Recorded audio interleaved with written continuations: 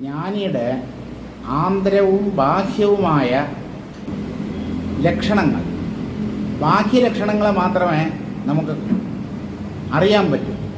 ആന്തരലക്ഷണങ്ങൾ ആ വ്യക്തിക്ക് അല്ലെങ്കിൽ ജ്ഞാനിക്ക് മാത്രം അറിയാവുന്ന കാര്യങ്ങളാണ്. ഇപ്പോൾ ഈ രണ്ടിനെയും കുറിച്ചും വസിഷ്ഠ മഹർഷി വിവരിച്ച് കേൾപ്പിക്കുന്നുണ്ട്. നമുക്ക് 8ാമത്തെ ശ്ലോകം മുതൽ വായിക്കാം. സർവാഭിനന്ദിതാചാരഃ സർവാചാര ബഹിഷ്കൃതഃ വീതശോകഭയായാസഃ സശോകൈവ ലക്ഷ്യത്തെ. സർവ അഭിനന്ദിതാചാരഃ, എല്ലാവരാലും അഭിനന്ദിക്കപ്പെടുന്ന പ്രവൃത്തികളോടുകൂടിയവൻ. അതായത് ജ്ഞാനിയുടെ പ്രവൃത്തിയിൽ ആർക്കും ഒരു തരത്തിലുള്ള കുറ്റവും കണ്ടുപിടിക്കാൻ പറ്റില്ല. കാരണം ഭംഗിയായി കർമ്മരംഗത്ത് വർത്തിക്കാൻ കഴിവുള്ള ആളാണ് ജ്ഞാനി. ഈ അജ്ഞാനികൾക്കൊരു വിചാരമുണ്ട്, അവരാണ് കർമ്മരംഗത്തിൽ കേമന്മാരെന്ന്. അല്ല, അവരുടെ ഉള്ളിലെ അജ്ഞത തന്നെ അവരുടെ പ്രവൃത്തികളെ അലങ്കോലമാക്കും. ജ്ഞാനിയുടെ ഉള്ളിൽ ആ അജ്ഞാനം ഇല്ലാത്തത് കൊണ്ട്, അത് നശിപ്പിക്കപ്പെട്ടതുകൊണ്ട് അദ്ദേഹത്തിൻ്റെ കർമ്മങ്ങളിൽ ആർക്കും ഒരു തരത്തിലുള്ള കുറ്റവും കണ്ടുപിടിക്കാൻ പറ്റില്ല. അതുകൊണ്ട് എല്ലാവരാലും അഭിനന്ദിക്കപ്പെടുന്ന പ്രവൃത്തികൾ ചെയ്യുന്നവനായിരിക്കും ഒരു ജ്ഞാനി. സർവ ആചാര ബഹിഷ്കൃത. എന്നാൽ അദ്ദേഹത്തിന് നല്ലതെന്നോ ചീത്തയെന്നോ, ഇത് ചെയ്യണമെന്നോ ഇത് ചെയ്യേണ്ടെന്നോ, ഇത് ധർമ്മമെന്നോ ഇത് അധർമ്മമോ ഇത് അധർമ്മമെന്നോ ഉള്ള വേർതിരിവ് അദ്ദേഹത്തിൻ്റെ ഉള്ളിലില്ല. ധർമാധർമ്മങ്ങൾ രണ്ടും ബ്രഹ്മമാണ് എന്ന് അറിഞ്ഞ് അധർമ്മത്തെ ഒഴിവാക്കി ധർമ്മത്തെ മാത്രം അനുഷ്ഠിക്കുന്ന വ്യക്തിയാണ് ഞാൻ. അല്ല, അദ്ദേഹത്തിന് വ്യത്യാസമൊന്നുമില്ലല്ലോ, ഭേദമില്ലല്ലോ. നല്ലത് ചീത്ത, ശുഭം അശുഭം, ധർമ്മം അധർമ്മം, അങ്ങനെ ഭേദമില്ലല്ലോ. അത് അദ്ദേഹത്തിൻ്റെ ജ്ഞാനത്തിൻ്റെ മഹത്വമാണ്. എന്ന് വെച്ച് അദ്ദേഹം കൊള്ളരുതായ്മ പ്രവർത്തിക്കുന്ന ഒരു വ്യക്തിയാണെന്ന് നിങ്ങൾ കരുതരുത്. അദ്ദേഹം നന്മ മാത്രമേ പ്രവർത്തിക്കൂ, നല്ലത് മാത്രമേ ചെയ്യൂ. ശാസ്ത്രവിരുദ്ധമായ ഒന്നും ഒരു ജ്ഞാനിയുടെ ഉള്ളിൽ നിന്ന് പുറത്തേക്ക് വരില്ല. അത് വാക്കായാലും പ്രവൃത്തിയായാലും ശാസ്ത്രസമ്മതമായ കാര്യങ്ങൾ മാത്രമേ അദ്ദേഹം പറയുകയും പ്രവർത്തിക്കുകയും ചെയ്യുകയുള്ളൂ. അപ്പോൾ എല്ലാ ആചാരങ്ങൾക്കും അതീതനാണ് അദ്ദേഹം. പക്ഷേ എല്ലാവരാലും അഭിനന്ദിക്കപ്പെടുന്ന കർമ്മങ്ങൾ മാത്രം ചെയ്യുന്ന വ്യക്തിയാണ്. വീതശോകഭയായാസ, അവിടെയാണ് ജ്ഞാനിയുടെ യഥാർത്ഥ മഹിമ. വീതശോകഭയ ആയാസ. ശോകം, ഭയം, ആയാസം എന്ന് പറഞ്ഞാൽ ശാരീരിക ക്ഷീണം അല്ലെങ്കിൽ മാനസിക ക്ഷീണം. ഇതൊന്നും അദ്ദേഹത്തെ ബാധിക്കുന്നില്ല. കാരണം അമിതമായി കർമ്മം ചെയ്യുമ്പോഴാണ് നമ്മൾ തളർന്നു പോകുന്നത്. ആർത്തി കൊണ്ട്, കൊതി കൊണ്ട് മനുഷ്യർ കഠിനാധ്വാനം ചെയ്യുന്നു, എന്നിട്ട് തളർന്നു വീഴുന്നു. അതിൻ്റെ ആവശ്യമില്ല. തന്നെ കൊണ്ട് പറ്റുന്നത് ചെയ്താൽ മതി. അതിന് ആഗ്രഹങ്ങൾ ഉള്ളിൽ കുറയണം. കർമ്മം നമ്മുടെ നിയന്ത്രണത്തിലായിരിക്കണം. എന്ന് പറഞ്ഞാൽ എത്ര കർമ്മം ചെയ്യണം എന്നുള്ളത്, എന്തൊക്കെ ചെയ്യണമെന്നുള്ളതല്ല, എന്തൊക്കെ ചെയ്യണമെന്നുള്ളത് പ്രകൃതി അല്ലെങ്കിൽ നമ്മുടെ പ്രാരബ്ധം തീരുമാനിക്കും. അത് ഈശ്വരന് വിട്ടേക്കുക. പക്ഷേ എത്ര ചെയ്യണം, ഞാൻ എത്ര പണം സമ്പാദിക്കണം, എത്ര പഠിക്കണം, ഈ കാര്യങ്ങളിൽ നമുക്കൊരു നിയന്ത്രണം വേണം. ആ നിയന്ത്രണം ജ്ഞാനിക്കുണ്ട്. അതുകൊണ്ട് അദ്ദേഹത്തിന് ആയാസം, ക്ഷീണം അല്പം പോലുമില്ല. ഫലേച്ഛ അല്പം പോലും ഇല്ലാത്തത് കൊണ്ട് ദുഃഖം അദ്ദേഹത്തിൻ്റെ മനസ്സിനെ തേണ്ടുന്നില്ല. അദ്വൈത സത്യത്തെ എങ്ങും ദർശിക്കുന്നവനായതുകൊണ്ട് അശേഷം ഭയവുമില്ല. ആരെയും ഭയമില്ല. എന്ന് വെച്ച് താൻ തോന്നിയാണ്, അഹങ്കാരിയാണ്, തോന്നിയാസം പ്രവർത്തിക്കുന്നവനാണ് എന്നൊന്നും വിചാരിക്കരുത്. ഉള്ളിൽ ഭയമില്ല. അത് ജ്ഞാനത്തിൻ്റെ ഒരു സവിശേഷതയാണ്, നിർഭയത്വം. നിർഭയത്വം ഉള്ളിലുള്ള ഒരു വ്യക്തിക്ക് മാത്രമേ മറ്റുള്ളവരുടെ ഭയത്തെ ഇല്ലായ്മ ചെയ്യാനുള്ള കഴിവുള്ളൂ. നിങ്ങൾ ഒരാൾക്ക് അഭയം കൊടുക്കണമെങ്കിൽ നിങ്ങൾ അഭയസ്ഥാനത്തെത്തിയവനായിരിക്കണം. ഞാൻ തന്നെ ഉള്ളിൽ 100 ഭയങ്ങൾ വെച്ചുകൊണ്ടിരുന്നാൽ വേറൊരാൾക്ക് ഞാൻ എങ്ങനെ അഭയം നൽകാൻ പറ്റും? അയാൾക്ക് എങ്ങനെ ആശ്വാസം നൽകാൻ പറ്റും? അയാളെ എങ്ങനെ സാന്ത്വനിപ്പിക്കാൻ പറ്റും? അപ്പോൾ ഈ മറ്റുള്ളവർക്ക് നമ്മൾ ചെയ്യുന്നത്, അവർക്ക് കൊടുക്കാൻ ഉദ്ദേശിക്കുന്നത്, അത് നമ്മളിൽ വേണ്ടുവോളം ഉണ്ടാവണം. നമ്മുടെ കയ്യിലുള്ളത് മാത്രമേ മറ്റൊരാൾക്ക് കൊടുക്കാൻ പറ്റൂ. നിങ്ങളുടെ കയ്യിൽ ഇല്ലാത്തത് മറ്റൊരാൾക്ക് നിങ്ങൾക്ക് നൽകാൻ പറ്റില്ല. അത് പണമായാലും വിദ്യയായാലും ജ്ഞാനമായാലും എന്തായാലും നമ്മുടെ പക്കലുള്ളത് മാത്രമേ മറ്റുള്ളവർക്ക് കൊടുക്കാൻ പറ്റൂ. എൻ്റെ കയ്യിലില്ലാത്തത്, ഞാൻ തന്നെ തേടി അലയുന്ന ഒന്ന് മറ്റൊരാൾക്ക് എനിക്ക് എങ്ങനെ കൊടുക്കാൻ പറ്റും? അതുകൊണ്ട് ആദ്യം ഒരു വ്യക്തി സ്വയം അഭയസ്ഥാനത്തെത്തുക, ആത്മാവിനെ സാക്ഷാത്കരിച്ച് നിർഭയനാവുക. അയാൾക്ക് മറ്റുള്ളവർക്ക് അഭയം നൽകാൻ കഴിയും. ഭീതശോക ഭയായാസഃ സശോകൈവ ലക്ഷ്യത്തെ. പക്ഷേ ദുഃഖിക്കുന്ന ഒരാൾ തൻ്റെ അടുക്കൽ വന്ന് അദ്ദേഹത്തിൻ്റെ പ്രശ്നം പറയുമ്പോൾ അയാളുടെ ദുഃഖത്തിൽ പങ്കുചേരുന്നു ഈ ജ്ഞാനി. അതെന്തിനാ? അത് ഒരുമാതിരി ഫ്രോഡ് പരിപാടിയല്ലേ? ഉള്ളിൽ ദുഃഖിക്കാതെ ദുഃഖിക്കുന്നവരുടെ ഒപ്പം കൂടുക എന്ന് പറഞ്ഞാൽ അദ്ദേഹത്തിന് ഫ്രോഡ് എന്നുള്ളതൊന്നും അറിയില്ല. അദ്ദേഹം വളരെ നീറ്റാണ്, ക്ലീനാണ്, മിസ്റ്റർ ക്ലീനാണ്. അദ്ദേഹത്തിന് കപടവേഷം ഒന്നുമില്ല. പക്ഷേ ദുഃഖിക്കുന്ന ഒരാൾ അയാളുടെ പ്രശ്നം നമ്മോട് വന്ന് പറയുമ്പോൾ അയാളുടെ ദുഃഖത്തിൽ നമ്മളും പങ്കുചേർന്നാൽ അവൻ്റെ ദുഃഖം കുറയും. ഇങ്ങനെയാണ് ആളുകൾ അവരുടെ ബുദ്ധിമുട്ടുകളും ദുരിതങ്ങളും ഒക്കെ മറ്റുള്ളവരോട് പറഞ്ഞ് ആശ്വാസം കണ്ടെത്തുന്നത്. പറയുന്നത് കൊണ്ട് ഒരു പ്രശ്നവും പരിഹരിക്കപ്പെടുന്നില്ല. എന്നാലും മറ്റൊരാളോട് നമ്മുടെ വിഷമവും ബുദ്ധിമുട്ടുകളും ഒക്കെ പറയുമ്പോൾ അയാളത് കേട്ടോണ്ടിരിക്കുന്നു. എന്തെങ്കിലുമൊക്കെ 1-2 നല്ല വാക്ക് പറയുമായിരിക്കും. നമ്മുടെ വീട്ടിലും ഉണ്ട്, ഇതൊക്കെ തന്നെയാണ് നമ്മുടെ വീട്ടിലും എന്നൊക്കെ പറഞ്ഞ് ആശ്വസിപ്പിക്കുമ്പോൾ ഒരാശ്വാസം കിട്ടിയതുപോലെ തോന്നുന്നു. എല്ലാം പോലെ പോലെ പോലെ സന്തോഷം ആരും അനുഭവിക്കുന്നില്ല എന്നുള്ളതാണ് വാസ്തവം. സ്വസ്ഥത ആർക്കുമില്ല. സ്വസ്ഥമായി ജീവിക്കുന്നു എന്ന് ഓരോ വ്യക്തിയും കരുതുന്നു, സ്വയം ആശ്വസിക്കുന്നു. ആശ്വസിക്കുന്നതിൽ തെറ്റില്ല. പക്ഷേ അത് മൂഢസ്വർഗത്തിൽ എത്തിയിട്ടുള്ള ആശ്വാസമാവരുത്. നമ്മുടെ ഉള്ളിൽ മൂഢത ഒരിക്കലും പാടില്ല.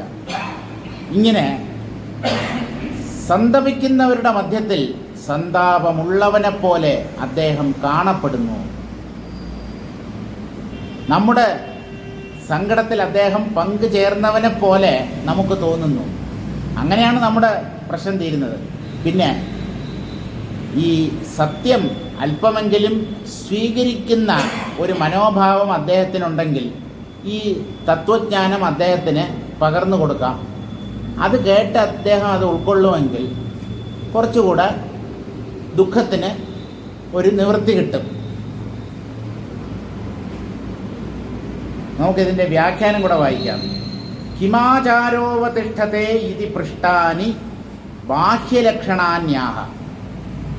നമ്മൾ ഇന്നലെ പറഞ്ഞു നിർത്തിയത് മുഴുവൻ ജ്ഞാനിയുടെ ആന്തരമായ ഭാവങ്ങളോ ചിന്തകളോ വീക്ഷണങ്ങളോ ഒക്കെയാണ്. ഇനി അദ്ദേഹം പുറമേ എങ്ങനെ മറ്റുള്ളവരുമായി ഇടപഴകും, അദ്ദേഹത്തിൻ്റെ വ്യവഹാരം എങ്ങനെയാണ്, അതാണ് ഇനി പറയുന്നത്.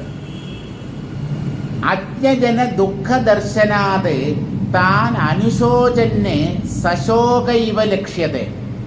അജ്ഞാനികൾ ദുഃഖിക്കുന്നത് അവരുടെ അജ്ഞാനം കാരണമായിട്ടാണ്. മനുഷ്യർ ഇവിടെ ദുഃഖിക്കുന്നതിന് മൂല കാരണം അവൻ്റെ ഉള്ളിലുള്ള അജ്ഞാനമാണ്. ജ്ഞാനി ദുഃഖിക്കാത്തതിന് എന്താ കാരണമെന്ന് ചോദിച്ചാൽ അദ്ദേഹത്തിൻ്റെ ഉള്ളിൽ അജ്ഞാനമില്ല, മൂഢതയില്ല, തെറ്റിദ്ധാരണയില്ല. ഉള്ളതിനെ അദ്ദേഹം സാക്ഷാത്കരിച്ചിരിക്കുന്നു. ഈ അജ്ഞാനികൾ, ലൗകികന്മാർ അങ്ങനെയല്ല. സാധാരണ ജനങ്ങൾ ഭ്രമിച്ചിരിക്കുന്നവരാണ്. അതുകൊണ്ട് ആ അജ്ഞാനം തന്നെയാണ് അവരെ ദുഃഖിപ്പിക്കുന്നത്. പക്ഷേ ഈ അജ്ഞാനികളുടെ അജ്ഞാനം മാറ്റുക എന്ന് പറഞ്ഞാൽ അത്ര എളുപ്പമല്ല. അവരും കൂടെ സഹകരിച്ചാലേ പറ്റൂ. ഒരു ഗുരു എത്ര തന്നെ ശ്രമിച്ചാലും അജ്ഞാനിയുടെ ദുഃഖം മാറാൻ അജ്ഞാനിയും കൂടെ വിചാരിക്കണം. ഈ തത്വം ഞാൻ ഉൾക്കൊള്ളേണ്ടതാണ്. തത്വവിചാരം കൊണ്ട് പല നേട്ടങ്ങളുമുണ്ട്. ഈ ആചാര്യൻ നിർദ്ദേശിക്കുന്ന വഴിയിലൂടെ ഞാൻ സഞ്ചരിക്കണം. അതുകൊണ്ട് എനിക്ക് നന്മ മാത്രമേ ഉണ്ടാവുകയുള്ളൂ. ഇങ്ങനെ അയാളുടെയും കൂടെ ഒരു സപ്പോർട്ട് ഇല്ലാതെ ആരെയും ജ്ഞാനിയാക്കാൻ സാധ്യമല്ല.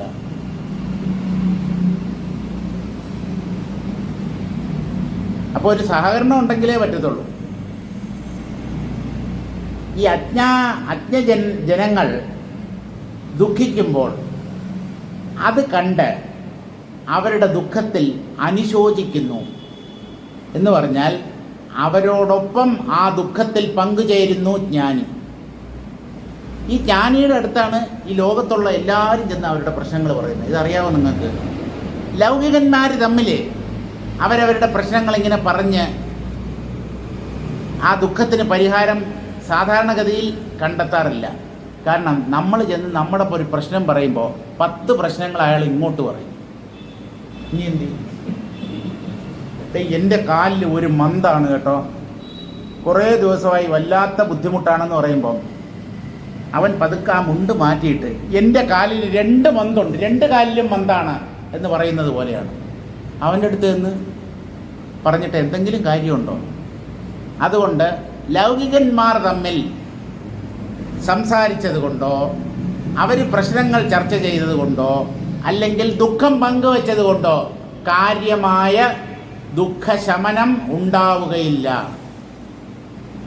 ഒരു ദുഃഖവും കൂടാതെ എപ്പോഴും ആനന്ദമാത്രനായി കഴിയുന്ന ഒരു ജ്ഞാനിയുടെ അടുത്ത് ചെന്ന് ഈ അജ്ഞാനികൾ അവരുടെ ദുഃഖം പറയുമ്പോൾ അവരുടെ മനസ്സിന് നല്ല ആശ്വാസം ലഭിക്കും. അദ്ദേഹം പൈസ കൊടുത്ത് സഹായിച്ചതുകൊണ്ടോ അല്ലെങ്കിൽ അദ്ദേഹം പിടിച്ച് മടിയിലിരുത്തി തലോടി തന്നതുകൊണ്ടോ ഒന്നുമല്ല. അങ്ങനെയൊന്നും ചെയ്യാറില്ല. അങ്ങനെയൊന്നും ചെയ്തത് കൊണ്ട് ആളുകളുടെ ദുഃഖം ശമിക്കുകയില്ല എന്ന് അദ്ദേഹത്തിന് നല്ലതുപോലെ അറിയാം. അദ്ദേഹം ശാസ്ത്രീയമായ ആത്മതത്വത്തെ പറഞ്ഞു കൊടുക്കും. കുഞ്ഞെ, നിന്റെ അജ്ഞാനമാണ് നിന്റെ ദുഃഖത്തിന് കാരണം. ഈ സത്യം ഉൾക്കൊള്ളൂ, ഇവിടെ ഒരു കുഴപ്പവുമില്ല എന്ന് മനസ്സിലാക്കൂ. അല്ല, ഇത് പിടികിട്ടാതെ പിന്നെ എങ്ങനെയാണ് നമുക്ക് ദുഃഖമോചനം നേടാൻ കഴിയുക? ഈ ദുഃഖിക്കുന്ന സമയത്ത് വേദാന്തം ചെയ്യുന്ന പ്രയോജനമുണ്ടല്ലോ, അതുപോലെ വേറെ ഒരു സന്ദർഭത്തിലും വേദാന്തം കൊണ്ട് മനുഷ്യർക്ക് പ്രയോജനം ഉണ്ടാവില്ല. കടുത്ത ദുഃഖത്തിലാണ് ഈ വേദാന്തത്തിൻ്റെ മഹത്വം ഒരാൾ തിരിച്ചറിയുന്നത്. കാരണം ഹീസ് റിയലി ഇൻ ട്രബിൾ. അയാൾ ശരിക്കും അസ്വസ്ഥനായിരിക്കുകയാണ്, വല്ലാത്ത ഒരു പ്രതിസന്ധി ഘട്ടത്തിൽ അകപ്പെട്ടിരിക്കുകയാണ്. ആ സമയത്ത് ഈ വേദാന്തം പറഞ്ഞാൽ എല്ലാവർക്കുമല്ല ഇത് കേട്ടിട്ട് വീണ്ടും ദുഃഖിക്കുന്നവരുണ്ടാവും. പക്ഷേ ചിലർക്കെങ്കിലും ആ സമയത്തുള്ള ഈ തത്വകഥനം അതുകൊണ്ട് അവർക്ക് പ്രയോജനം ഉണ്ടായേക്കാം. സന്തോഷിച്ചിരിക്കുന്നവൻ എന്തിനാണ് വേദാന്തം പഠിക്കുന്നത്? അല്ല, എന്തിനാണ്? ഒരുത്തിന് ജീവിതത്തിൽ ഒരു പ്രശ്നവുമില്ല, ഒരു ബുദ്ധിമുട്ടുമില്ല, ജീവിക്കാൻ ഇഷ്ടം പോലെ പൈസയുണ്ട്, സ്വന്തമായിട്ട് വീടുണ്ട്, കുട്ടികളൊക്കെ നല്ല രീതിയിൽ പഠിക്കുന്നു, അല്ലെങ്കിൽ അവരെയൊക്കെ വിവാഹം കഴിപ്പിച്ചയച്ചു, ഒരു പ്രശ്നവുമില്ല പറയത്തക്ക, ശരീരത്തിൽ അസുഖമൊന്നുമില്ല, ഭാര്യയ്ക്കും വലിയ പ്രശ്നമൊന്നുമില്ല, പറയത്തക്ക പ്രശ്നങ്ങൾ ഒന്നുമില്ലാത്ത വ്യക്തി വേദാന്തം പഠിക്കുന്നത് വേസ്റ്റാണെന്നേ ഞാൻ പറയൂ. ഇല്ല, അവരുടെ ആ സന്തോഷം എന്ന് പറയുന്നത് താൽക്കാലികമാണ്. ഈ സന്തോഷിക്കുന്നവനെ പിടിച്ച് സത്സംഗത്തിൽ കൊണ്ടിരുത്തി കഴിഞ്ഞാൽ അവൻ ഇതെന്തിനെനിക്ക്, ഞാൻ ഇപ്പോഴേ ഹാപ്പിയാണ്, ഹരിഹരൻപിള്ള ഹാപ്പിയാണ്, ഇപ്പോഴേ ഒരു പ്രശ്നവും ഇല്ലാത്തവൻ ഡോക്ടറുടെ അടുത്ത് പോകേണ്ട കാര്യമുണ്ടോ? എന്തിനാ? അല്ല, ചുമ്മാ ഡോക്ടറെ ഒന്ന് കണ്ട് കുശലപ്രശ്നം നടത്താൻ വേണ്ടി എന്താണ് PRS ആശുപത്രിയിലേക്ക് കയറി, എന്താണെന്ന് ചുമ്മാ ഈ ബിൽഡിംഗ് ഒക്കെ ഒന്ന് കണ്ടിട്ട് പോകാമെന്ന് വിചാരിച്ചു. അങ്ങനെയൊന്നും ആരും പോകാറില്ല. എന്തെങ്കിലും പ്രശ്നമുള്ളവൻ, രോഗമുള്ളവൻ, ശരീരത്തിൽ വേദനയുള്ളവൻ, അങ്ങനെയുള്ളവർ മാത്രമേ പരിഹാരം തേടി ഇങ്ങനെയുള്ള സ്ഥലത്തേക്ക് പോവുകയുള്ളൂ. അതുപോലെ ഈ ഭിക്ഷാന്തേഹികളായ തെരുവ് തണ്ടികളായ ജ്ഞാനികൾ അതല്പം കടന്നുപോയില്ലെന്ന്. തെരുവ് തെണ്ടികൾ എന്ന് പറഞ്ഞാൽ തെരുവിൽ തെണ്ടുന്നവർ എന്നല്ല, ഇനി തെണ്ടുന്നവർ എന്ന് പറഞ്ഞാലും തെറ്റൊന്നുമില്ല. ഭക്ഷണത്തിനായി മറ്റുള്ളവരെ ആശ്രയിക്കുന്നവർ, ഭിക്ഷയെടുത്ത് ജീവിക്കുന്നവർ. ഭിക്ഷയെടുക്കുന്നത് മോശമല്ല, അത് സന്യാസി ധർമ്മമാണെന്നാണ് നമ്മുടെ ശാസ്ത്രങ്ങൾ പറയുന്നത്. പണം ഉണ്ടാക്കാൻ വേണ്ടിയല്ല, ബാങ്കിലുള്ള ബാങ്ക് ബാലൻസ് കൂട്ടാൻ വേണ്ടിയല്ല അയാൾ തെണ്ടുന്നത്, അയാൾക്ക് ജീവിക്കണം. അപ്പോൾ ജീവിക്കണം എന്നൊരു സംഘം ഉണ്ടല്ലേ ജ്ഞാനിക്ക്, ഈ ശരീരത്തെ നിലനിർത്തണമെന്ന്. അങ്ങനെയൊന്നുമില്ല. ജ്ഞാനം നേടിയെന്ന് വിചാരിച്ച് പട്ടിണി കിടന്ന് ചാവണം അയാൾ. അല്ല, നിങ്ങൾ എന്താ ഉദ്ദേശിക്കുന്നത്? ഒരാൾ ജ്ഞാനം നേടിയെന്ന് പറഞ്ഞാൽ അവൻ ആഹാരം കഴിക്കാൻ പാടില്ല, നല്ല വസ്ത്രം ഉടുക്കാൻ പാടില്ല, സുഖഭോഗങ്ങളൊന്നും അനുഭവിക്കാൻ പാടില്ല. സുഖഭോഗങ്ങൾക്ക് അടിമയാകരുത് എന്നുള്ളത് ശരി. പ്രാരബ്ധവശാൽ നമ്മെ സമീപിക്കുന്ന സുഖങ്ങളെ എന്തിനു വേണ്ടെന്ന് വെക്കണം? നിങ്ങൾ സുഖങ്ങളുടെ പുറകെ പോകാതിരുന്നാൽ മതി. നിങ്ങളെ തേടി വരുന്ന സുഖം നിങ്ങൾ അനുഭവിക്കേണ്ടതായത് കൊണ്ടാണല്ലോ സുഹൃത്തെ നിങ്ങളെ തേടി വന്നത്. അപ്പം അതിനെ പുറംകാല് കൊണ്ട് തൊഴിച്ച് പുറത്താക്കിയാൽ അവൻ വാതിലിൽ നിൽക്കും. നമ്മുടെ പ്രാരബ്ധമാണ്. ഈ സുഖം ഞാൻ അനുഭവിക്കില്ല എന്ന് പറഞ്ഞു കഴിഞ്ഞാൽ അവൻ വാതിൽക്കൽ തന്നെ മറഞ്ഞിരിക്കും. കുറച്ച് സമയം കഴിയുമ്പോൾ അവൻ വീണ്ടും അകത്ത് വരും. നിങ്ങൾ അനുഭവിക്കാതെ ഇവിടുന്ന് പോവില്ല. അത് സുഖമായാലും ദുഃഖമായാലും അനുഭവിക്കാതെ ഇവിടുന്ന് രക്ഷപ്പെടാൻ പറ്റില്ല. അവിടെയൊക്കെ നിസ്സംഗഭാവത്തോടു കൂടി ഈ സുഖദുഃഖങ്ങളെ അനുഭവിക്കണം. അതിൽ ഭ്രമിച്ചു പോകരുത്, മോഹിച്ചു പോകരുത്, ദുഃഖം കൊണ്ട് തളർന്നു പോകരുത്. ആ ലക്ഷ്മണോപദേശത്തിലെ ഒരു ഭാഗമുണ്ടല്ലോ, എന്താണ്? ഭോഗത്തിനായിക്കൊണ്ട് പ്രാർത്ഥിക്കുകയും വേണ്ട, ഭോഗം വിധികൃതം വർജിക്കുകയും വേണ്ട. ഭോഗങ്ങൾക്ക് വേണ്ടി അവയുടെ പുറകെ അയ്യോ എനിക്ക് അത് കിട്ടുന്നില്ലല്ലോ ഇത് കിട്ടുന്നില്ലല്ലോ എന്ന് പറഞ്ഞിട്ട് ഈ ഭോഗങ്ങളെ തുരത്തി പിടിക്കാൻ ശ്രമിക്കരുത്. നിങ്ങൾ തേടിയെത്തുന്ന ഭോഗങ്ങൾ അതിനെ നിങ്ങൾ വർജിക്കുകയും വേണ്ട. എന്തിന്? അത് വിധികൃതം, അത് പ്രാരബ്ധത്തിലുള്ളതാണ്, നമ്മൾ അനുഭവിക്കേണ്ടതാണ്. അതുകൊണ്ടാണ് നമ്മൾ അന്വേഷിച്ച് ചെന്നില്ലെങ്കിൽ പോലും അത് നമ്മെ തേടി വരുന്നത്. അതിനെ നിസ്സംഗഭാവത്തോടു കൂടി അനുഭവിക്കുന്നതിൽ ഒരു തെറ്റുമില്ല. ഇതൊക്കെ വേദാന്തത്തെക്കുറിച്ച് പലർക്കും പല തെറ്റിദ്ധാരണകളുണ്ട്. അവൻ നല്ല വസ്ത്രം ഉടുക്കരുത്, ഷേവ് ചെയ്യരുത്, അയാളുടെ മുഖത്തിൽ എപ്പോഴും താടിയും മീശയും ഉണ്ടാവണം. താടിയും മീശ ഉണ്ടായിക്കഴിഞ്ഞാൽ അയാളെ കേമനായെന്നർത്ഥമാണോ? അങ്ങനെയൊന്നുമില്ല. ഷേവ് ചെയ്യാതിരുന്നു കഴിഞ്ഞാൽ ആരുടെയും താടിയും മീശയും ഒക്കെ നീണ്ടു വളരും. അതിൽ അത്ഭുതമൊന്നുമില്ല. താടിയിലും മീശയിലും കാഷായ വസ്ത്രത്തിലുമാണോ സന്യാസം? സന്യാസം എന്ന് പറയുന്നത് മനസ്സിനെ സ്പർശിക്കുന്നതാണ്. മനസ്സിലാണ് ആ നിസ്സംഗത, വിരക്തി, സന്യാസം, അറിവ്. ഇതെല്ലാം ആന്തരമായ ഗുണവിശേഷങ്ങളാണ്. അതിനെ ബാഹ്യമായ ചില ലക്ഷണങ്ങളായി തെറ്റിദ്ധരിക്കരുത്. കാവ്യ കൊടുത്തവരെല്ലാവരും സന്യാസിമാരല്ല. നല്ലപോലെ മനസ്സിലാക്കിക്കോളും. ലോകത്തെ പറ്റിക്കാൻ വേണ്ടി കാവ്യ കൊടുത്ത് നടക്കുന്ന ഒരുപാട് ആളുകളുണ്ട്. അവർക്ക് ജ്ഞാനഗന്ധം പോലുമില്ല.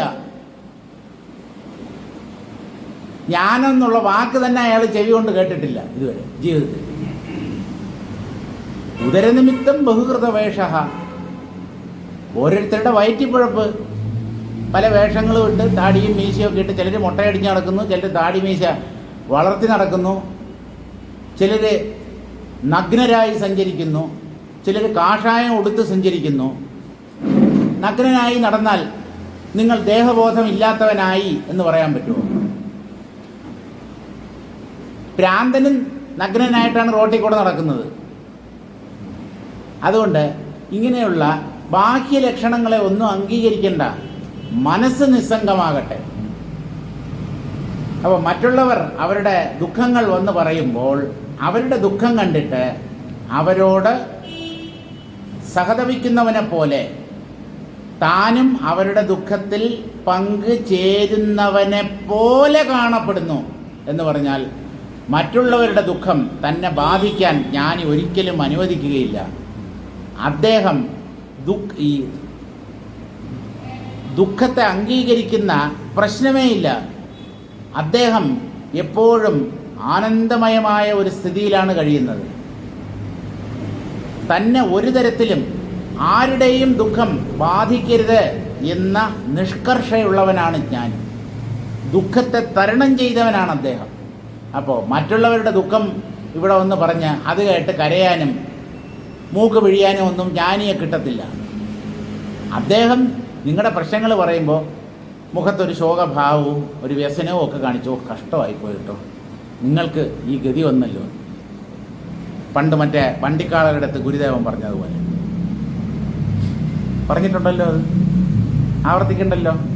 കേൾക്കാത്ത ആരെങ്കിലും ഉണ്ടോ? കേൾക്കാത്തവരുണ്ട്. കേൾക്കാത്തവർക്ക് വേണ്ടി കേട്ടവർ ഒന്നുകൂടെ അത് കേട്ട് മനസ്സിൽ ഉറപ്പിക്കാൻ വേണ്ടി ഒരിക്കൽ കൂടെ പറയാം. ഗുരുദേവൻ ഒരിക്കൽ നട്ടുച്ചയ്ക്ക് ഒരു വഴിയിലൂടെ നടന്നു പോവുകയായിരുന്നു. അപ്പോഴുണ്ട് വലിയ ഭാരം വഹിച്ചുകൊണ്ട് ഒരു വണ്ടിക്കാള. വണ്ടിക്കാരനുണ്ട്, വണ്ടിയുണ്ട്, വണ്ടിയിൽ മുഴുവൻ ഫുൾ ലോഡാണ്. ഇതിനെ ആണെങ്കിൽ വണ്ടി വലിക്കാൻ ഒട്ടും വയ്യ, വായിൽ നിന്ന് നുരയും പതയും പുറത്തേക്ക് വരികയാണ്. ആ ജീവിയുടെ അവസ്ഥ കണ്ടിട്ട് ഗുരുദേവൻ്റെ മനസ്സലിഞ്ഞു. അപ്പോൾ അത് കണ്ടിങ്ങനെ വിഷമിച്ചുകൊണ്ടിരിക്കുമ്പോൾ ആ വണ്ടിക്കാരന് എന്തോ ഒരു സദ്ബുദ്ധി തോന്നി. ഈ കാള ഇനി ഈ വണ്ടി വലിക്കുകയില്ല, അത് തളർന്ന് താഴെ വീണു പോവും എന്ന് വണ്ടിക്കാരന് തോന്നിയതുകൊണ്ട് അതിനെ വഴിവക്കിൽ ഒരിടത്ത് ഒരു മരത്തിൻ്റെ ചുവട്ടിൽ കെട്ടിയിട്ടു. തിന്നാനോ കുടിക്കാനോ ഒന്നും കൊടുത്തില്ല. ജ്യൂസൊന്നും വാങ്ങിച്ചു കൊടുത്താൽ കാള കുടിക്കത്തില്ലല്ലോ. കുടിക്കാൻ തുടങ്ങിക്കഴിഞ്ഞാൽ പിന്നെ നമുക്ക് അതിൻ്റെ വയറ് നിറയ്ക്കാനൊന്നും പറ്റത്തില്ല. അതുകൊണ്ട് അതിനെ ഒരിടത്ത് മാറ്റി തണലിൽ കെട്ടി. അപ്പോഴും അതിൻ്റെ വായിൽ നിന്ന് നുരയും പതയും പുറത്തേക്ക് വരികയായിരുന്നു. ആ ജീവിയുടെ അവസ്ഥയിൽ കാരുണ്യം തോന്നിയ ഗുരുദേവൻ ആ കാളയുടെ അടുത്ത് ചെന്ന് പറഞ്ഞു, കൃഷ്ണപിള്ളേ, നിനക്ക് ഈ ഗതി വന്നല്ലോ. ഓ, അപ്പോൾ ആ കാളയുടെ പേര് കൃഷ്ണപിള്ള എന്നാണല്ലേ? വണ്ടിക്കാരൻ അങ്ങനെ ഒരു പേരിട്ടതാണെന്ന്? അല്ല, കഴിഞ്ഞ ജന്മത്തിലെ കൃഷ്ണപിള്ള. അത് അഡ്വക്കേറ്റ് കൃഷ്ണപിള്ളയാണോ, ഡോക്ടർ കൃഷ്ണപിള്ളയാണോ, അല്ലെങ്കിൽ സർക്കാർ ഗുമസ്തനായിരുന്ന കൃഷ്ണപിള്ളയാണോ എന്നൊന്നും അറിയില്ല. എന്തായാലും ഒരു കൃഷ്ണപിള്ളയായിരുന്നു ആ കാള. ആ ജീവിതത്തിൽ കൊള്ളരുതായ്മകൾ പ്രവർത്തിച്ചത് കൊണ്ട് അടുത്ത ജന്മം വണ്ടിക്കാളയുടെ ജന്മം. കർമ്മഫലത്തിൽ നിന്ന് രക്ഷപ്പെടാൻ പറ്റില്ല. ഞാൻ കൈക്കൂലി വാങ്ങുന്നത് ആരും അറിയത്തില്ല. ഒരു വിജിലൻസുകാരനെ എന്നെ പിടിക്കില്ല. അത്ര വിദഗ്ധമായി എനിക്ക് കൈക്കൂലി വാങ്ങാൻ അറിയാം. എത്രയോ ലക്ഷക്കണക്കിന് ഞാൻ കൈക്കൂലി വാങ്ങിച്ച് സമ്പാദിച്ചിട്ടുണ്ട്. ഇതൊന്നും ആരും കാണുന്നില്ല എന്ന് വിചാരിച്ചാൽ അയാളെക്കാളും വലിയ മണ്ടൻ മറ്റാരുമില്ല. സർവസാക്ഷിയായ ഈശ്വരൻ ഓരോ ജീവിയുടെയും ഹൃദയത്തിൽ ഇരുന്നു കൊണ്ട് ജീവന്റെ ഓരോ ചെയ്തികളും കണ്ടുകൊണ്ടിരിക്കുന്നു. ആ ദൈവത്തിൻ്റെ കണ്ണിൽ മണ്ണിടാൻ പറ്റത്തില്ല. അദ്ദേഹം ഫലദാതാവാണ്. ജീവന്റെ പുണ്യപാപങ്ങൾക്കനുസരിച്ച് കൃത്യമായി ഫലം അളന്ന് മുറിച്ച് തൂക്കി നൽകുന്നവനാണ് ജഗതീശ്വരൻ. അദ്ദേഹത്തിന് അബദ്ധം പറ്റാറില്ല, അദ്ദേഹത്തിന് ഓർമ്മക്കുറവുമില്ല. കാരണം അദ്ദേഹം മനസ്സോ ബുദ്ധിയോ ഉള്ള ഒരു വ്യക്തിയല്ല. അതൊരു തത്വമാണ്. പ്രപഞ്ചത്തെ സൃഷ്ടിച്ച് നിലനിർത്തി സംഹരിക്കാൻ കഴിവുള്ള ഒരു തത്വമാണ് ഈ ഈശ്വരൻ. അതുകൊണ്ട് അദ്ദേഹത്തെ പറ്റിക്കാമെന്ന് ആരും കരുതണ്ട. നമ്മുടെ ഓരോ പ്രവൃത്തികളെയും നമ്മൾ പോലും അറിയാതെ അദ്ദേഹം വീക്ഷിച്ചു കൊണ്ടിരിക്കുന്നു. നിങ്ങൾ CCTV ക്യാമറയുടെ നിരീക്ഷണത്തിലാണ്. പല സ്ഥലങ്ങളിൽ എഴുതി വച്ചിട്ടില്ലേ? എന്ന് പറഞ്ഞാൽ വല്ല ചവറൊന്നും അവിടെ കൊണ്ടിടരുത്. മര്യാദയ്ക്ക് സ്വന്തം അവനവൻ്റെ ജോലി നോക്കി പൊയ്ക്കൊള്ളണം. നിങ്ങൾ CCTV ക്യാമറയുടെ TV ക്യാമറയാണോ? അല്ല, CC ക്യാമറയോ? CCTV എന്ന് തന്നെയല്ലേ? CCTV ക്യാമറയുടെ നിരീക്ഷണത്തിലാണ് എന്ന് പറയുന്നത് പോലെ ഉള്ളിലിരുന്നു കൊണ്ട് ഈ ജഗതീശ്വരൻ എല്ലാം കണ്ടുകൊണ്ടിരിക്കുന്നു. അദ്ദേഹത്തെ ഞാൻ കണ്ടില്ല എന്ന് നടിച്ചാലും അദ്ദേഹം നമ്മുടെ പ്രവൃത്തികളെ ശ്രദ്ധിച്ചു കൊണ്ടിരിക്കുന്നു.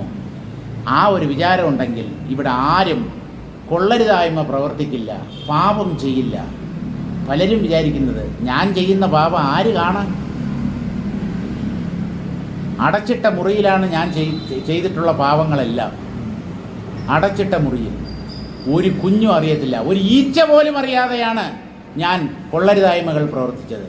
നിങ്ങളുടെ ഉള്ളിലുള്ള ജഗദീശ്വരനെ നിങ്ങൾക്ക് എങ്ങനെ പറ്റിക്കാൻ പറ്റും? പണ്ട് ഒരു ശിഷ്യൻ ഗുരുവിൻ്റെ അടുത്ത് ഒരു മാടപ്രാവിനെ കൊടുത്തിട്ട് പറഞ്ഞു, ഇതിനെ ആരും കാണാത്ത സ്ഥലത്ത് കൊണ്ടുപോയി ഇതിൻ്റെ കഴുത്ത് ഞെരിച്ച് കൊല്ലണം എന്ന് പറഞ്ഞു. അവിടെ നീ ഈ പ്രാവിനെ കൊല്ലുന്നത് ആരും കാണരുതെന്നു. ഈ ശിഷ്യൻ ഇത്രയല്ലേ ഉള്ളൂ, വിജനമായ ഒരു സ്ഥലത്ത് നിന്നു ഈ പ്രാവിൻ്റെ കഴുത്ത് ഞെരിച്ച് കൊല്ലാൻ നോക്കിയപ്പോൾ ആ പ്രാവ് ഈ ശിഷ്യനെ ദയനീയമായി നോക്കുകയാണ്. ഇങ്ങനെ, ഡാ എന്നെ കൊല്ലല്ലേടാ, നിന്നെപ്പോലെ ജീവിക്കാൻ വന്നവനാണ് ഞാനും, നിനക്ക് എന്നെ കൊല്ലാനുള്ള അവകാശമില്ല.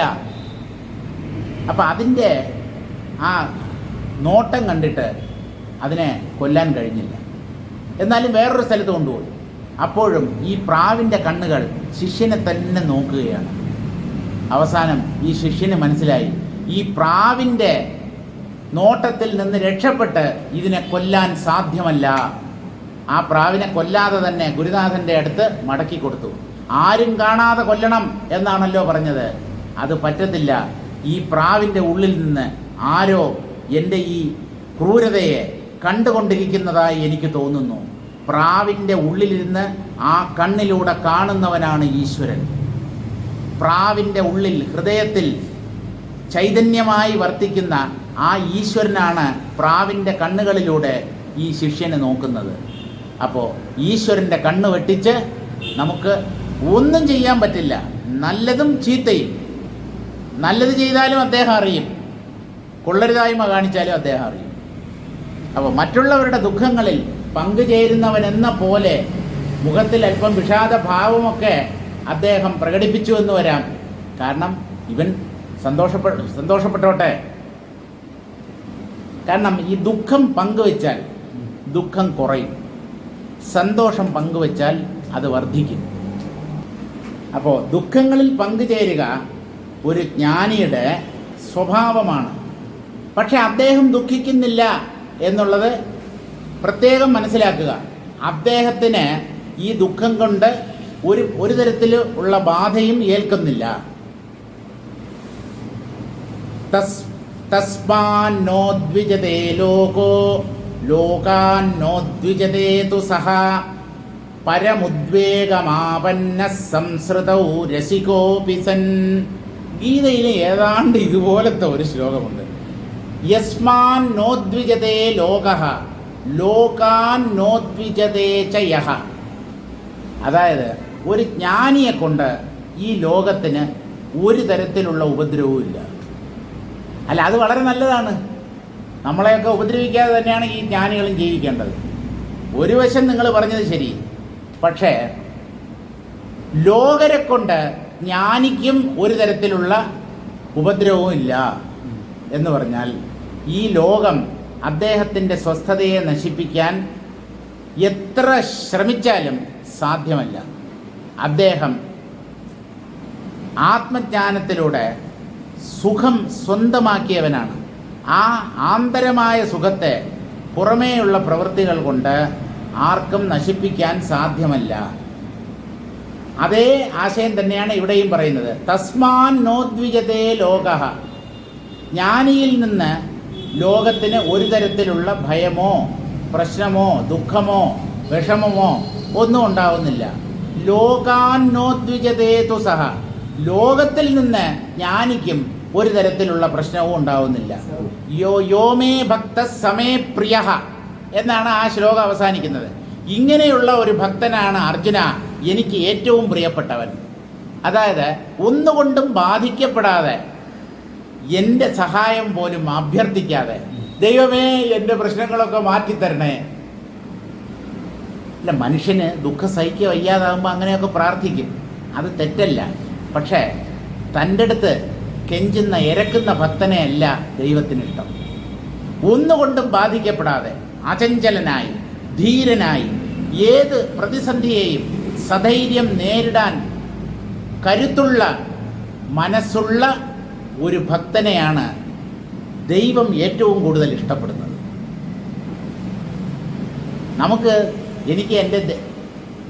എനിക്കൊരു ഇഷ്ട ദൈവമുണ്ട്. എനിക്ക്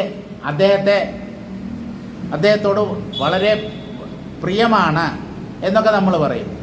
നമുക്ക് ദൈവത്തോട് ഇഷ്ടമുണ്ട്, ഭക്തിയുണ്ട്, ഇതൊക്കെ നമ്മൾ പറയുന്നു. പക്ഷേ ഒരു കാര്യം മാത്രം ഈ ഭക്തന്മാർ ആലോചിക്കുന്നില്ല. ദൈവത്തിന് ഞാൻ പ്രിയപ്പെട്ടവനാണോ? ചോദിച്ചാൽ പറയുന്ന മറുപടി എന്തെന്നറിയാമോ? അത് ദൈവത്തെ കണ്ടിട്ട് വേണ്ട ഈ ചോദ്യം ചോദിക്കാൻ. അദ്ദേഹത്തിന് ഞാൻ പ്രിയപ്പെട്ടവനാണോ എന്നുള്ളത് അദ്ദേഹത്തെ കണ്ടല്ലേ ചോദിക്കാൻ പറ്റുമോ? അദ്ദേഹം എവിടെ? അമ്പലത്തിൽ നിന്ന് ചോദിച്ച ആ വിഗ്രഹമുണ്ടോ? മറുപടി പറയുന്നു. പിന്നെ എങ്ങനെ അറിയും? അങ്ങനെ ഈ വിഗ്രഹങ്ങളും അമ്പലത്തിലെ ശിലകളും ഒന്നും മറുപടി പറയാത്തത് കൊണ്ടാണ് കൃഷ്ണൻ ഭഗവത്ഗീതയിൽ പ്രിയ ഭക്തന്റെ ലക്ഷണങ്ങളെ പറഞ്ഞിരിക്കുന്നത്.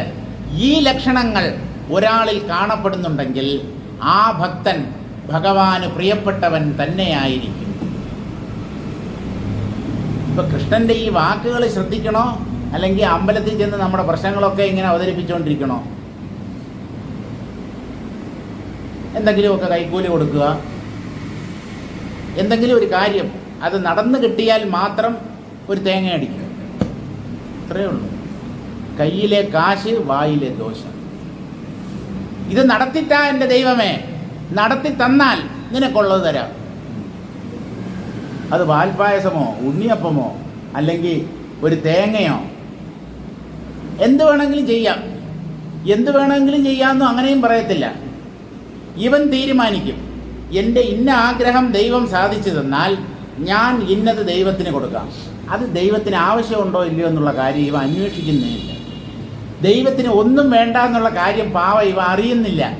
ഇവൻ പല സാധനങ്ങൾ ഇവന് ആവശ്യമാണ്, പലരിൽ നിന്നും പലതും പ്രതീക്ഷിക്കുന്ന വ്യക്തിയാണ് ഈ ഭക്തൻ. ഇതുപോലെ ദൈവവും എന്തൊക്കെയോ പ്രതീക്ഷിക്കുന്നുണ്ട്. അപ്പോൾ ഈ ദൈവത്തിന് എന്തെങ്കിലും പൂജയോ വഴിപാടോ ഒക്കെ നടത്തി കഴിഞ്ഞാൽ അദ്ദേഹം എന്നിൽ സംപ്രീതനായിത്തീരും, എൻ്റെ ആഗ്രഹങ്ങളൊക്കെ സാധിപ്പിച്ചു തരും. അത് ഈ പാവത്തിൻ്റെ വിചാരമാണ്. ദൈവം ഇവനെ പോലെ ഒരാളാണെന്ന് ഈ മണ്ടം വിചാരിക്കുന്നതിന് ദൈവം എന്ത് പഠിച്ചു? നമ്മെപ്പോലെ ഒരു വ്യക്തിയല്ല ദൈവം. ദൈവത്തിന് നമ്മിൽ നിന്ന് ഒന്നും ആവശ്യമില്ല. നമ്മുടെ പൂജയും ആരാധനയും ഒന്നും ദൈവം ചോദിച്ചിട്ടല്ല നമ്മൾ ചെയ്യുന്നത് അല്ലെങ്കിൽ നൽകുന്നത്. ഭഗവാനോടുള്ള നമ്മുടെ ഇഷ്ടം, അദ്ദേഹത്തിൽ നാം അർപ്പിച്ചിരിക്കുന്ന വിശ്വാസം, അത് പ്രകടിപ്പിക്കാൻ എന്തെങ്കിലും ഉപായം വേണ്ടേ? അതിനു വേണ്ടിയാണ് നമ്മൾ ഈശ്വരപരമായ കാര്യങ്ങളൊക്കെ ചെയ്യുന്നത്. അല്ലാതെ ഇത് കിട്ടിയിട്ട് വേണോ അദ്ദേഹത്തിന് സ്വസ്ഥത അനുഭവിക്കാൻ? അല്ലേ അദ്ദേഹം അല്ലാത്ത അസ്വസ്ഥതയിലാണോ? ഈ നമ്മൾ കൊടുക്കുന്ന അല്ലറ ചില്ലറ സാധനങ്ങളൊക്കെ വാങ്ങിച്ചുകൊണ്ട് അദ്ദേഹം ഭാര്യയും മക്കളോടും ഒക്കെ ആയിട്ട് സുഖമായിട്ട് ജീവിക്കുന്ന ഒരാളാണ്. അങ്ങനെയൊന്നും വിചാരിക്കണ്ട. അതെല്ലാം നമ്മുടെ വിചാരമാണ്. നമ്മെപ്പോലെ ഒരാളായി ദൈവത്തെ വിചാരിക്കുന്നു. നമ്മൾ സന്തോഷം വന്നു കഴിഞ്ഞാൽ ഒരാൾക്ക് സ്വീറ്റ് വാങ്ങിച്ചു കൊടുക്കും, അല്ലെങ്കിൽ അദ്ദേഹത്തിന് ഇഷ്ടമുള്ള എന്തെങ്കിലും വാങ്ങിച്ചു കൊടുക്കും. ഇതുപോലെ നമ്മൾ ആഗ്രഹിക്കുന്ന ഒരു കാര്യം നടന്നാൽ ദൈവത്തിന് എന്തെങ്കിലുമൊക്കെ നേർച്ചയോ വഴിപാടോ അഭിഷേകമോ ഒക്കെ ചെയ്യുന്നു എന്നേ ഉള്ളൂ. വാസ്തവത്തിൽ ദൈവത്തിന് ഒന്നും തന്നെ ആവശ്യമില്ല. പരമുദ്വേഗമാവന്ന സംസൃതൗ രസികോപിസൻ. ഒന്നിനെക്കുറിച്ചും ഇദ്ദേഹത്തിന് ഉദ്വേഗമില്ല. ഈ സംസാരത്തിൽ നമ്മുടെ സ്വസ്ഥത, ശാന്തി നശിപ്പിക്കുന്ന സംഭവങ്ങളെ എന്നും നടക്കാറുള്ളൂ. ഈ ലോകത്തിൽ നിന്ന് നിങ്ങൾ സുഖവും ശാന്തിയും പ്രതീക്ഷിക്കേണ്ട. നമ്മുടെ മനസ്സിനെ അലോസരപ്പെടുത്തുന്ന, അസ്വസ്ഥമാക്കുന്ന, നമുക്ക് വിഷമം ഉണ്ടാക്കുന്ന, നമ്മുടെ ഉറക്കം കെടുത്തുന്ന സംഭവങ്ങൾ മാത്രമേ എന്നും ഈ ലോകത്ത് നടന്നിട്ടുള്ളൂ. അപ്പോൾ ആ സാഹചര്യങ്ങൾ നമ്മെ ബാധിക്കാതിരിക്കണമെങ്കിൽ ഈ ജ്ഞാനം നമ്മൾ അംഗീകരിച്ചേ പറ്റൂ. ഏത് ഉദ്വേഗജനകമായ സന്ദർഭങ്ങളിലും തൻ്റെ സ്വസ്ഥത നശിപ്പിക്കാതെ എല്ലാറ്റിനെയും രസിക്കുന്ന ഒരു വ്യക്തിയാണ് ഈ ജ്ഞാനി. അദ്ദേഹത്തിന് എപ്പോഴും സുഖം മാത്രം. എന്ത് വേണമെങ്കിലും സംഭവിച്ചോട്ടെ. നിങ്ങളെ ഇപ്പം തട്ടിക്കളയും. തൻ്റെ തല വെട്ടിയെടുക്കാൻ പോവുകയാണ്. അങ്ങനെ ശങ്കരാചാര്യരുടെ തല ചോദിച്ച ഒരുത്തനുണ്ടായിരുന്നു, കാപാലികൻ. അങ്ങയുടെ തല വേണമെന്ന് പറഞ്ഞു. അപ്പോൾ അദ്ദേഹം പറഞ്ഞു, ഈ തല കൊണ്ട് നേടേണ്ടത് ഞാൻ നേടിക്കഴിഞ്ഞു. ഈ തലയ്ക്കകത്താണല്ലോ മസ്തിഷ്കം, ബുദ്ധി എന്നൊക്കെ പറയുന്നത്. അതുകൊണ്ട് നേടേണ്ടത് ആത്മജ്ഞാനമാണ്. ഞാൻ ആത്മജ്ഞാനം നേടിക്കഴിഞ്ഞു. എനിക്കിനി ഈ തല കൊണ്ട് വലിയ പ്രയോജനമൊന്നുമില്ല. നിനക്ക് പ്രയോജനപ്പെടുമെങ്കിൽ നീ എടുത്തോ. പക്ഷേ ഒരു കാര്യമുണ്ട്, എൻ്റെ കുറേ ശിഷ്യന്മാരുണ്ട്. അവന്മാരൊക്കെ തനി ചട്ടമ്പികളാണ്. അവരുടെ മുന്നിൽ വെച്ചെങ്ങാനും നീ എൻ്റെ തല വെട്ടാൻ വന്നു കഴിഞ്ഞാൽ അവന്മാർ നിന്നെ ബാക്കി വെച്ചേക്കില്ല. അതുകൊണ്ട് കുട്ടാ, നിൻ്റെ താമസ സ്ഥലം എവിടെയാണെന്ന് പറയും. അർദ്ധരാത്രിക്ക് ഞാൻ അവിടെ എത്തിക്കോളാം എന്നാണ്. ഞാൻ നിൻ്റെ സ്ഥലത്തേക്ക് വരാം. അദ്ദേഹത്തിൻ്റെ വാക്കുകളെ ആ കാപാലികൻ അവിശ്വസിച്ചില്ല. നമ്മളാണെങ്കിൽ അവിശ്വസിച്ചേനെ. ഇയാൾ വരാമെന്ന് പറഞ്ഞിട്ട് വരാതിരുന്ന, അങ്ങനെ നമ്മളെ എത്ര പേര് ജീവിതത്തിൽ പറ്റിച്ചിരിക്കുന്നു. തരാമെന്ന് പറഞ്ഞിട്ട് തന്നില്ല, വരാമെന്ന് പറഞ്ഞിട്ട് വന്നില്ല. അങ്ങനെ നമുക്ക് ജീവിതത്തിൽ മുഴുവൻ പലതരത്തിലുള്ള അബദ്ധങ്ങളും പറ്റിക്കലുകളും നമ്മൾ അഭിമുഖീകരിച്ചത് കൊണ്ട് ആരുടെ വാക്കുകളെയും മനുഷ്യർ അത്ര പെട്ടെന്ന് വിശ്വസിക്കാറില്ല. പക്ഷേ ആ കാപാലികൻ ശങ്കരാചാര്യരുടെ വാക്കുകളെ വിശ്വസിച്ചു.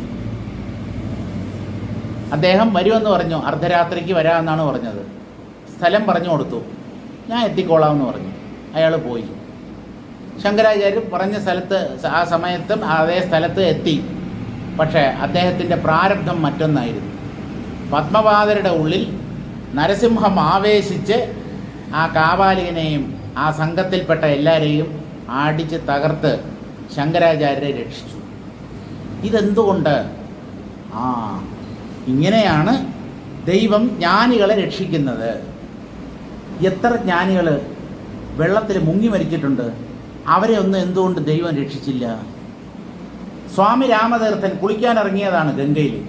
പെട്ടെന്ന് ഗംഗയിൽ അതിശക്തമായ ജലപ്രവാഹം ഉണ്ടായി.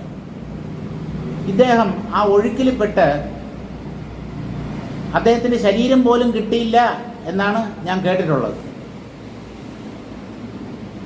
ശരീരം പോലും ഇല്ല. അപ്പോൾ ആ രാമതീർത്ഥൻ്റെ ശരീരത്തെ എന്തുകൊണ്ട് ദൈവം രക്ഷിച്ചില്ല? ശങ്കരാചാര്യരുടെ ശരീരത്തെ രക്ഷിച്ചെങ്കിലേ. അതുപോലെ ഒരു ജ്ഞാനിയായിരുന്നല്ലോ സ്വാമി രാമതീർത്ഥൻ. അദ്ദേഹത്തിൻ്റെ ശരീരത്തെ എന്തുകൊണ്ട് ദൈവം രക്ഷിക്കാൻ വന്നില്ല? അത് രാമതീർത്ഥ സ്വാമികളുടെ പ്രാരബ്ധം. ശങ്കരാചാര്യരുടെ ശരീരം കാപാലികന്റെ കൈകൊണ്ട് നശിപ്പിക്കപ്പെടണം എന്നുള്ള പ്രാരബ്ധം ഇല്ലാത്തത് കൊണ്ട് നരസിംഹം പത്മപാദരുടെ ഉള്ളിൽ പ്രവേശിച്ച്, ഇത് പത്മപാദർ അറിയുന്നേ ഇല്ല, എന്താണ് തനിക്ക് സംഭവിക്കുന്നത് എന്നൊന്നും അറിയുന്നില്ല. എന്തോ ഒരു എന്താ പറയുന്ന ഒരു ദ്വന്ദ്വ വ്യക്തിത്വം എന്നൊക്കെ പറയത്തില്ലേ, അതുപോലെ താൻ ചെയ്യുന്നത് എന്താണെന്ന് അറിയാതെയാണ് അദ്ദേഹം ശങ്കരാചാര്യരെ രക്ഷിക്കുന്നത്. അപ്പോൾ ഒരാളെ രക്ഷിച്ചാൽ മാത്രമേ, അതായത് മരണത്തിൽ നിന്ന് രക്ഷിച്ചാൽ മാത്രമേ ഉള്ളൂ അയാൾക്ക് ദൈവകൃപ ലഭിച്ചു എന്ന് നമ്മൾ കരുതുക. എൻ്റെ അഭിപ്രായത്തിൽ ഇവിടെ ദീർഘായുസോടുകൂടി ഒരുത്തനെ ദൈവം വെച്ചേക്കുന്നത് അവൻ ചെയ്ത പാപകർമ്മത്തിൻ്റെ ഫലമാണ്. മതി, ഒരു 60-65 ആയിക്കഴിഞ്ഞാൽ മതി. എന്തിന് 80, 85, 90, 100? ഇയാളാര് ക്രിക്കറ്റ് കളിക്കാരനോ? സെഞ്ചുറി അടിച്ചിട്ടേ പവിലിയനിലേക്ക് മടങ്ങൂ എന്ന് പറയാൻ. 100 തയ്ക്കണമെന്ന് ആഗ്രഹിക്കരുത്. വലിയ കുഴപ്പമാണ്. പല സ്ഥലങ്ങളിലും ഈ വൃദ്ധന്മാരുടെ ശല്യം സഹിക്കുക വയ്യാതെ വീട്ടുകാർ തന്നെ കൊന്നുകളയും.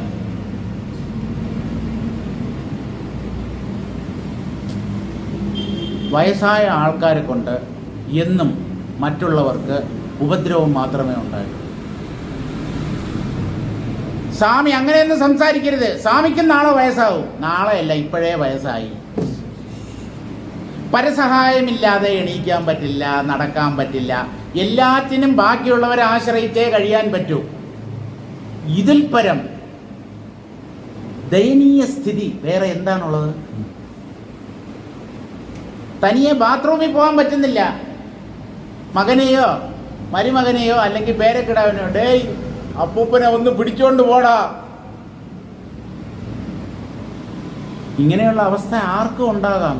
ഞാൻ പറഞ്ഞത്, ആരായാലും, വാർദ്ധക്യത്തിൽ എത്തുന്ന ആരായാലും, ഈ ഞാനായാലും മറ്റുള്ളവർക്ക് ഉപദ്രവമായിരിക്കും.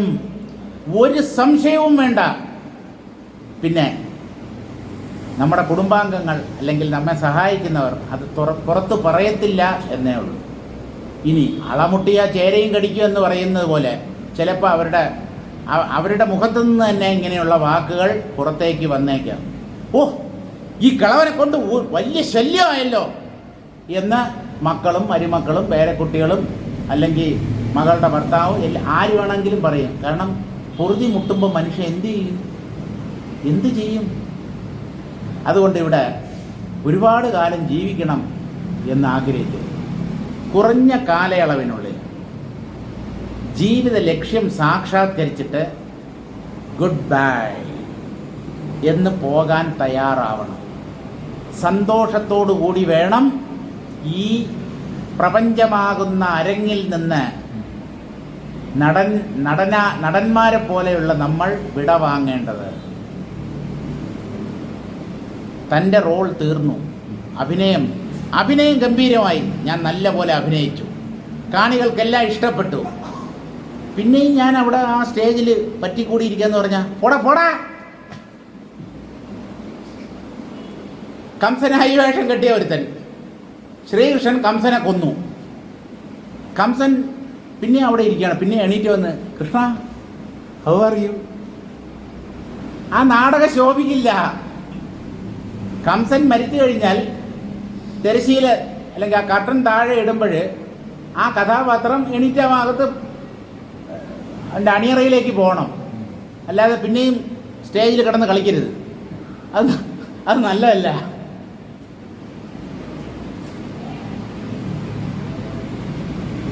നോദ്വിജതേ നഭിഭേദി ഉദ്വേഗം ഭയം. ഉദ്വേഗം എന്നുള്ളതിന് ഭയം എന്നാണ് അർത്ഥം. ജ്ഞാനിയിൽ നിന്ന് ഒരു ഉറുമ്പിന് പോലും ഒരു തരത്തിലുള്ള ഭയമോ ദുഃഖമോ ഒന്നും ഉണ്ടാവുന്നില്ല. അതുപോലെ ലോകരിൽ നിന്നും ജ്ഞാനിക്ക് ഭയമോ ദുഃഖമോ ഒന്നും ഉണ്ടാകുന്നില്ല. രണ്ടുപേരും അവരവരുടെ ജീവിതം ജീവിക്കുന്നു. നമ്മൾ മറ്റുള്ളവരെ ബാധിക്കുമ്പോഴും മറ്റുള്ളവരാൽ ബാധിക്കപ്പെടുമ്പോഴുമാണ് പ്രശ്നങ്ങളുണ്ടാവുന്നത്. നമ്മൾ ബാക്കിയുള്ളവരുടെ കാര്യത്തിൽ കൈകടത്തുന്നു, അതിന് കുഴപ്പമില്ല. മറ്റുള്ളവർ നമ്മുടെ കാര്യങ്ങളിൽ കൈകടത്തുമ്പോൾ അത് ഇഷ്ടപ്പെടുന്നില്ല. നിങ്ങൾ മറ്റുള്ളവരുടെ കാര്യത്തിൽ കൈകടത്താൻ നിങ്ങൾക്കെന്ത് അവകാശം? അത് നിങ്ങൾ ചെയ്യുന്നു. അതുപോലെ നിങ്ങളുടെ കാര്യത്തിൽ മറ്റുള്ളവരും അഭിപ്രായം പറയുന്നു അല്ലെങ്കിൽ കൈകടത്തുന്നു. അപ്പോൾ മാത്രം ഇഷ്ടപ്പെടുന്നില്ല. തൻ്റെ കാര്യവും നോക്കി ജീവിച്ചു കഴിഞ്ഞാൽ ഇവിടെ ഒരു പ്രശ്നവുമില്ല. അവൻ്റെ പാടും നോക്കി പോവുക, അത്രയേ ഉള്ളൂ. മറ്റുള്ളവരുടെ കാര്യത്തിൽ ഇടപെടുന്നതാണ് മനുഷ്യരുടെ പല ദുഃഖങ്ങൾക്കും കാരണം. അപ്പോൾ ജ്ഞാനിയെ കൊണ്ട് ആർക്കും ഭയവുമില്ല, ആരും ജ്ഞാനി കാരണം ഭയപ്പെടുന്നില്ല, ദുഃഖിക്കുന്നില്ല. അതുപോലെ ഈ ലോകരെ കൊണ്ടും ജ്ഞാനിക്ക് ഭയമോ ദുഃഖമോ ഉണ്ടാകുന്നില്ല. പരമുദ്വേഗമാപന്ന സംസൃതവും രസികോപിസൻ. മറ്റുള്ളവർ തളർന്നു വീഴുന്ന പ്രതിസന്ധി ഘട്ടത്തിൽ ജ്ഞാനി പുഞ്ചിരി തൂകിക്കൊണ്ടു നിൽക്കും, കൃഷ്ണനെ പോലെ. കൃഷ്ണൻ്റെ മഹത്വം അതാണ്. പലരും വിചാരിച്ചിരിക്കുന്നത് ഭഗവത്ഗീത ഉപദേശിച്ചത് കൊണ്ടാണ് ശ്രീകൃഷ്ണന് ഇത്രയേറെ മാഹാത്മ്യം ഉണ്ടായത്. അദ്ദേഹം മഹാത്മാവായി പരിഗണിക്കപ്പെടുന്നത് ഗീത ഉപദേശിച്ചത് കൊണ്ടാണ്. അല്ല, ധീരനായ ചെന്താമരക്കണ്ണനുണ്ടോ കരഞ്ഞിട്ടുള്ളൂ. ശ്രീകൃഷ്ണൻ്റെ കണ്ണിൽ നിന്ന് ദുഃഖം കാരണം ഒരു തുള്ളി കണ്ണുനീർ പൊടിഞ്ഞിട്ടില്ല. അതാണ് അദ്ദേഹത്തിൻ്റെ ജീവിത വിജയം. ഗീത ഉപദേശിച്ചതൊക്കെ അത് അർജുനന് വേണ്ടി ഉപദേശിച്ചു, അതൊന്നുമല്ല. കൃഷ്ണൻ പൂർണ്ണാവതാരം എന്ന് എന്തുകൊണ്ട് വാഴ്ത്തപ്പെടുന്നു എന്ന് ചോദിച്ചാൽ, ഒരു ജീവിത രംഗത്തിലും അദ്ദേഹം തളർന്നു വീണില്ല. കൃഷ്ണൻ ദുഃഖിച്ചതായി വേദവ്യാസര് ഭാഗവതത്തിൽ എവിടെയും എഴുതി വച്ചിട്ടില്ല. എന്നാൽ ഓരോ സന്ദർഭത്തിലും എന്താണോ പരിഹാരം ചെയ്യേണ്ടത് അതൊക്കെ ഭംഗിയായി അദ്ദേഹം ചെയ്തിട്ടുമുണ്ട്. പ്രയോജനപ്പെടില്ല എന്നറിഞ്ഞുകൊണ്ട് അദ്ദേഹം ചെയ്യേണ്ടത് ചെയ്തു. നമ്മൾ അങ്ങനെയല്ല. എൻ്റെ പ്രയത്നം വിഫലമാകരുത്. ഞാൻ ഒരെണ്ണം ഞാൻ വിചാരിച്ചതുപോലെ അത് നടക്കണം. അങ്ങനെയൊന്നും ശാഠ്യം പിടിച്ചാൽ ഈ ലോകത്ത് നടക്കാൻ പോകുന്നില്ല. വേറെ ഏതെങ്കിലും ലോകത്തിൽ നടന്നേക്കാം. ഈ ഭൂമിയിൽ അങ്ങനെ ഒരിക്കലും സംഭവിക്കില്ല.